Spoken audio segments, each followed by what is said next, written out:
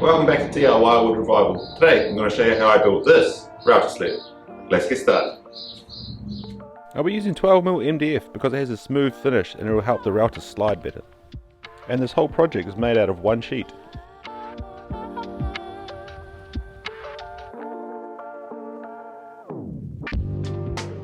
I started by marking out all my cuts, then I ripped a section off the end of the sheet which I'll use later for the sled.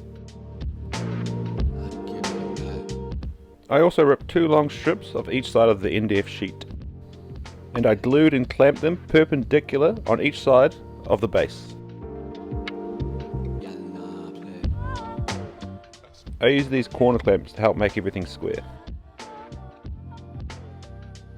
The base was a bit bowed, so I drove a few wood screws in just to keep it flat.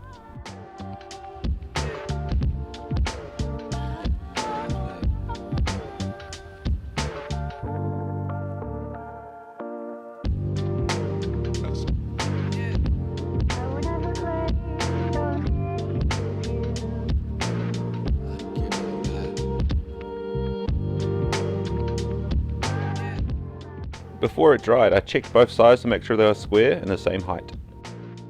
If these are off by even just a little bit, the slab's not going to end up being even.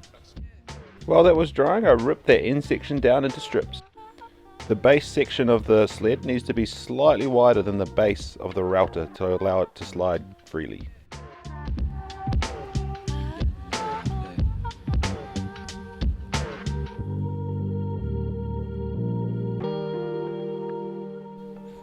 Then I glued and clamped it all together.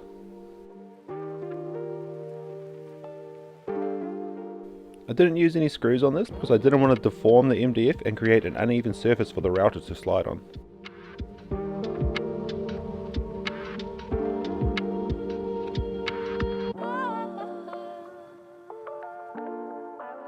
I added an overhanging stop on each end of the sled to hold it to the router table.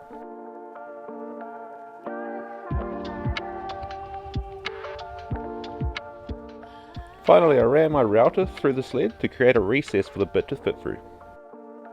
The router slides smoothly up and down the MDF perfectly. There is a bit of flex as you push down, but as long as you're not leaning on it too much as you're routering, you should be fine.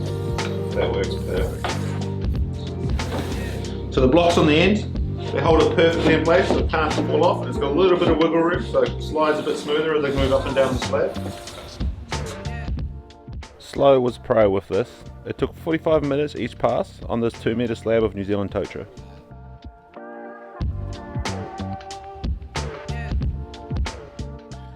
After each pass I had to add shims underneath the slab to get it to the correct height.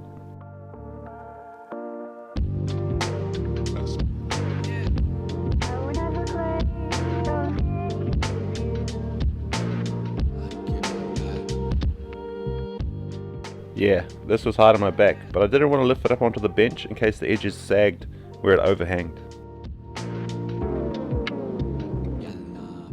Once you get into a bit of a routine, it goes past pretty quick. The key here was to not push down on the router too much and force it into the wood.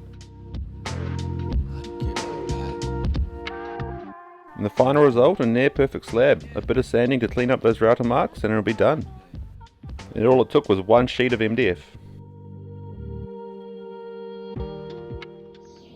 If you like this video, don't forget to like and subscribe for more DIY Wood Revival content. Thanks for watching.